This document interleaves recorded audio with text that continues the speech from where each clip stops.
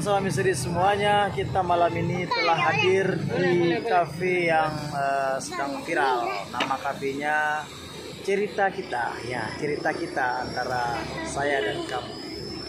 Nah, kafe ini terletak di pinggir jalan utama di Labeda Banda Aceh sebelum Kota Birin kalau kita berangkatnya dari Luxmawe. Abang nggak tenang kok minumnya. Nah, kafenya kecil.